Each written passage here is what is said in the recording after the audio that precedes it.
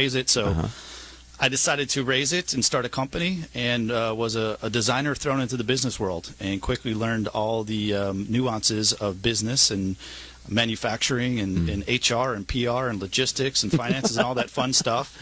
And in retrospect, looking back, I was doing a lot of business model innovation at the time. However, I had no idea what it was. Okay. And fast forward, I went back to graduate school for a degree called business design, and ended up meeting a company that got me to where I'm at today. So interesting. So before we leave that story, what was the toy, or what is the toy? We had a line of action figures for the action sports market. So this was late 90s when skiing and snowboarding were coming a little bit more mainstream, getting into the Olympics. So a line of action figures sponsored with athletes. We had a board game for the action sports market as well, branched out into all the other sports, wakeboarding, surfing, skating. Very much, you would say, the Southern California lifestyle here. I am impressed with how many industries have a density of founders and creative people who started industries here, and the active sports industry is certainly one of them. This is kind of the mecca for that, isn't it? Southern California. Absolutely. At the time, I was actually living in Tahoe, so this was Northern California, the distant neighbor. But I think California in general is the startup scene, very entrepreneurial, very progressive. So that kind of catapulted my, let's say, entrepreneurial spirit. Can I ask how that company ended, or how did it finish with your tenure with it? It did very well. We kind of hit the ceiling. The next step was to get into big box store. So we had international distribution, over 1,000 retailers. We were at the specialty level. It was doing very well.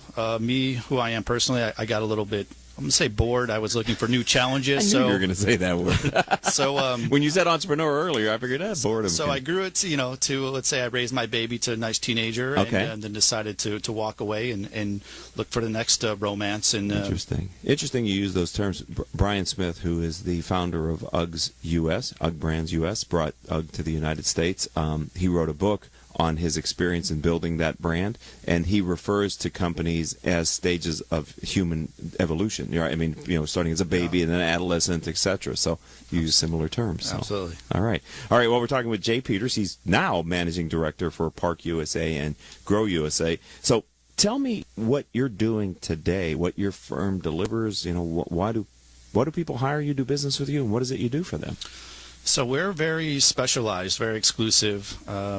I use the word boutique, being specialized, but also small. We're a small consultancy, and we also have a sister company in professional education in the same area that we consult in.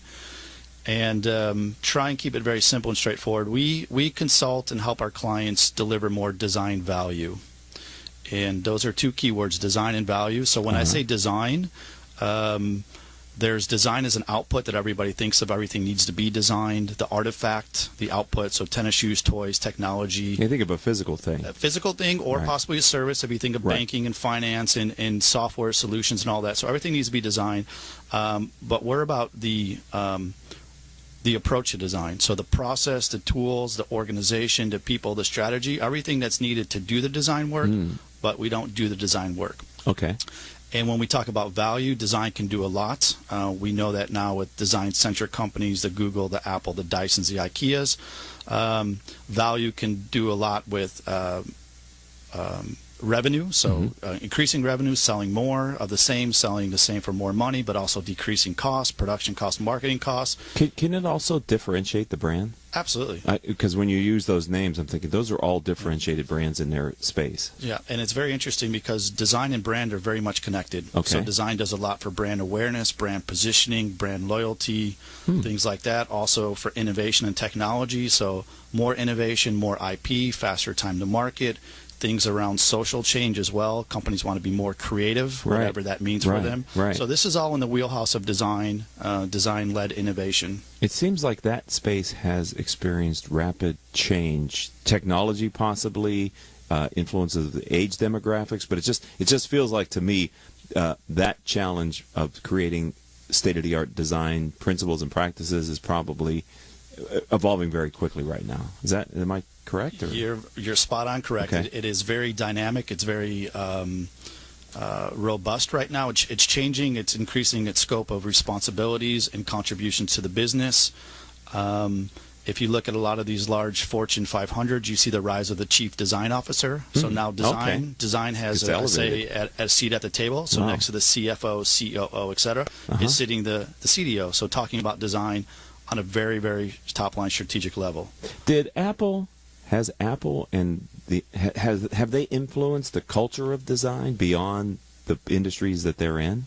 Absolutely. Okay. So there's a joke in the industry in design where everybody wants to be the next Apple and design me the next iPod, but nobody can be Apple.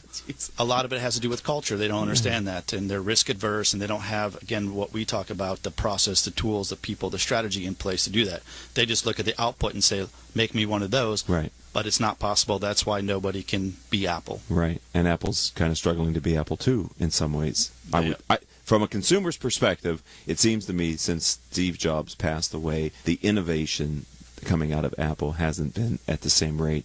And maybe it's coincidence, but it just feels like we haven't seen a breakthrough product yet from them post him.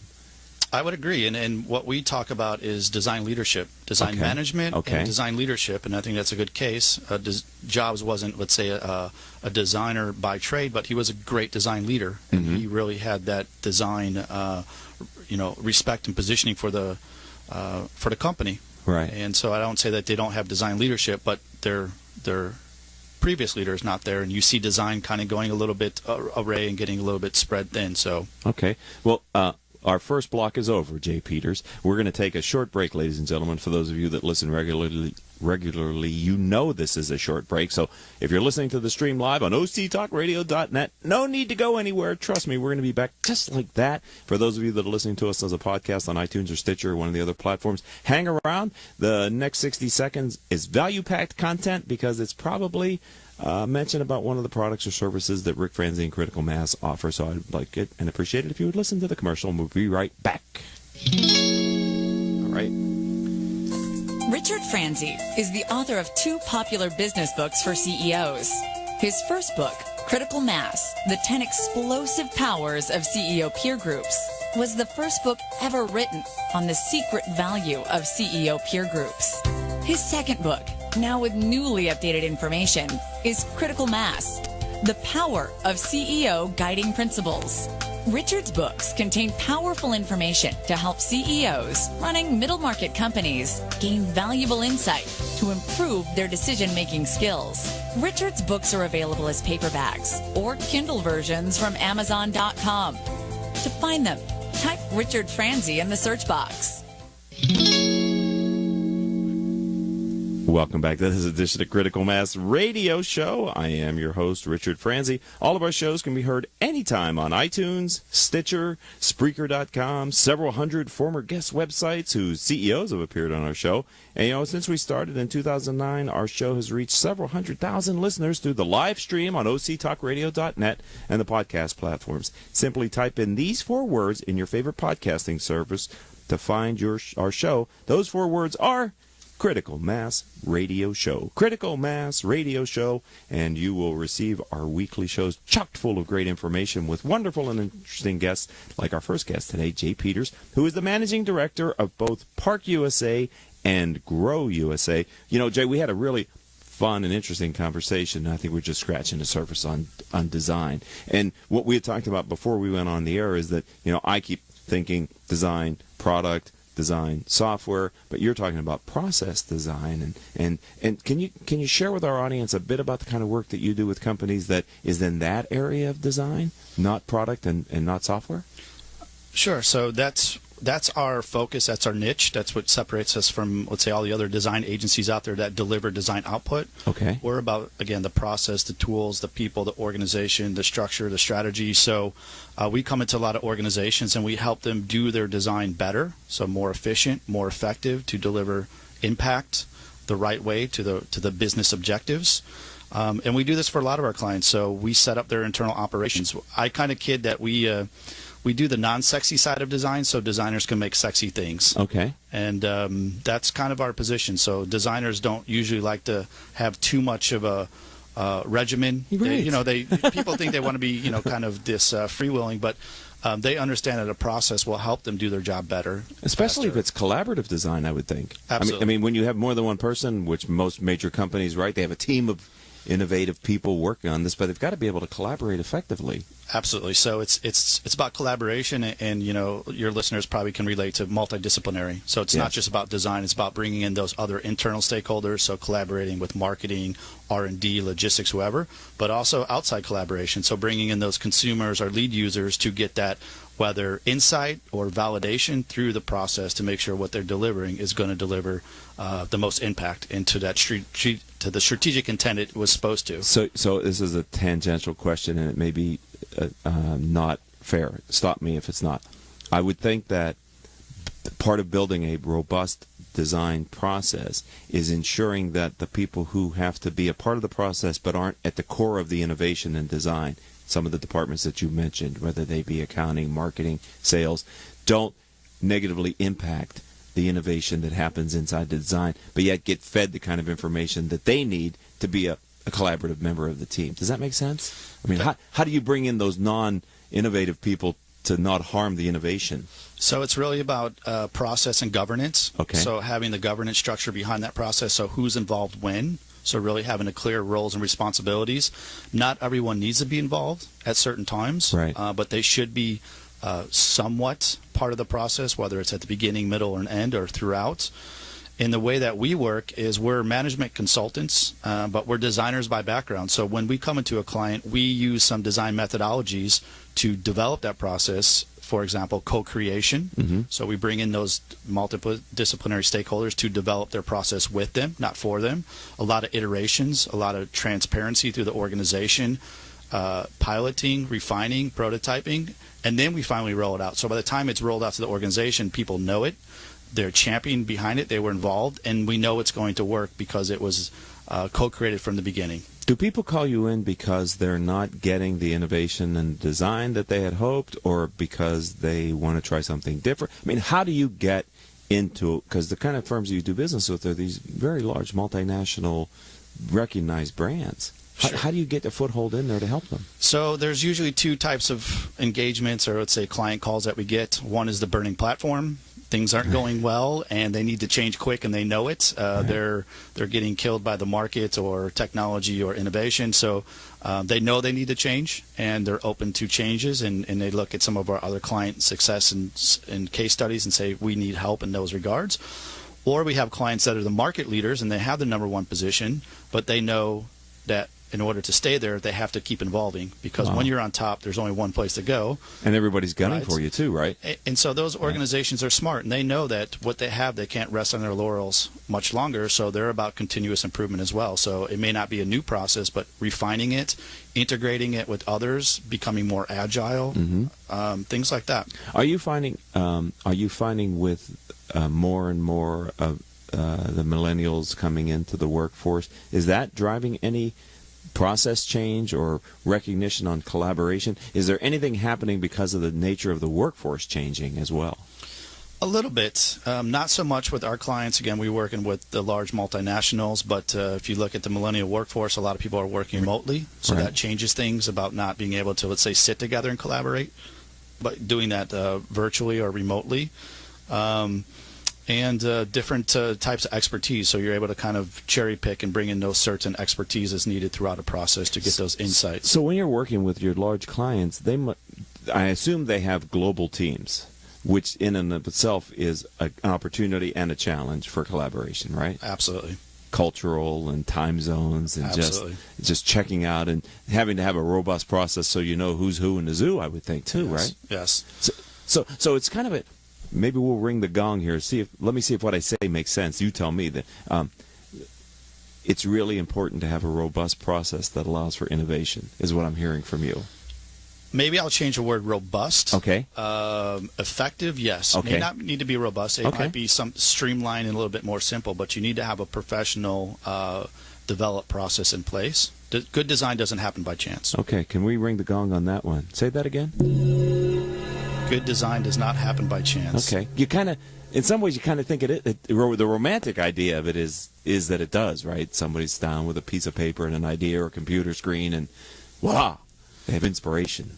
I think that's, let's say, the common perception. The designers are creative, and they, work in a black box and they sprinkle fairy dust and out comes great design. Magic. But when Yes. you're a professional designer, it's a profession just like everything else that has process, tools, governance, business responsibilities, and those are all pieces of the puzzle that need to be taken into consideration to deliver effective design. So I know you're working with B2B and B2C large multinational companies. Our audience is made up predominantly of business owners and CEOs of middle market companies. Are there tools available to them as well that might be able to help them with their design and innovation? Absolutely. So we work with larger clients because that's our focus and our position, and we're fortunate enough to do that, to work with the market leaders and number 2, their competitors. But we also work with, let's say, more mid-cap companies in specialty areas. And for us, it's the same. Every company needs design and innovation best practices to deliver great output, whatever that is. And process, tools, a briefing is very important that the developers, whether it's design, innovation, agency partners, have the right brief at the right time to do the right job. A lot of people overlook something as simple as that and just start running off. And, we always say slow start, fast finish. Okay. Yes. All right. Well, we only have a few minutes left here, and I'm sorry, we're talking with Jay Peters, and he is many things. 2 of them are managing director for both Park USA and Grow USA. I wanted to ask you about the Grow program. What is it for, and what does it focus on? So Grow is our professional education business. Long story short, we know that there's a gap in the marketplace for designers that really understand professional design. We have an academic background in design, a craftsman, a trade to do design, but we're not taught business. So Grow was born by a request from our clients to professionally train their internal designers. It was actually brought to us by Lego, one of our long-term clients. So Lego wanted to professionalize their education. Fortunately, they don't have a lot of turnover, so when they can get people to move to middle of Denmark to work for them, they keep them, but they have to accelerate their career path and give them a reason to stay. So we train professional designers or engineers or developers, could be brand managers, to more effectively, more efficiently manage design management, and ultimately design leadership. Is this organic IP that your company has developed? Do you bring best practices from different platforms? What is it that they experience? So they experience basically the insights that we do in our consultancy. So 90% of the time we're in companies working on these challenges, real-world challenges. Then we come into a learning environment to teach them what we do. So it is a lot of proprietary IP. About 80% is what we do in our consultancy. 20-30% is public domain. There's some case studies from maybe Harvard Business Review or Fast Company. But what's interesting is we facilitate these groups because these are also working professionals with anywhere from 5 to 25 years experience. So they have a lot to add and share their challenges and insights. And it's a really rich, dynamic program. It's delivered on multimedia, so it facilitates distance learning. It's a combination between live lessons, remote lessons, and it's one of the most important things is application-based. So it's not theory. It's not academia. We come in and we inspire and educate, but then they have to apply the learnings in an assignment in their daily role, so they already take those learnings and bring return on investment value back to the organization through this program. So could middle market companies take advantage of this platform as well? Absolutely. Okay, so this is a service that is offered to the middle market companies here in North America. Absolutely. Oh, great. So we're almost out of time. My engineer's giving me the sign. Just a few minutes. What if someone wants to learn more about what we just talked about, or about the actual practice of what you do for clients? How do they find you online, Jay? What website should they go to learn more? The best way to find us is online at empowering.design. That's our umbrella brand that will take you to our 3 services. We have actually 3 services that we do: consultancy, education, and let's say a mastermind networking group. Great. So that will take you to the overview where you can find those individual websites and take you deeper into those services. This show's all about the power of peer learning, and what we're just ending on here sounds to me to be a really powerful way for people to benefit from your direct coaching with what you've done. Now, ladies and gentlemen, you may not know because we talked about it before we were on the air, but Jay spent a number of years in Europe, working in Europe and getting educated in Europe. Of all the places that you were there, where was the best food, in your opinion?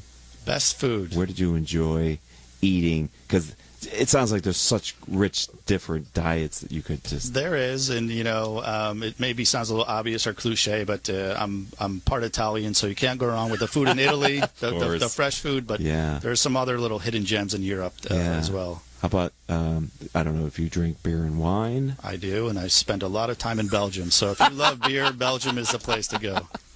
I'd ring the gong on that one, ladies and gentlemen, and that's going to do it for this segment of Critical Mass Radio Show.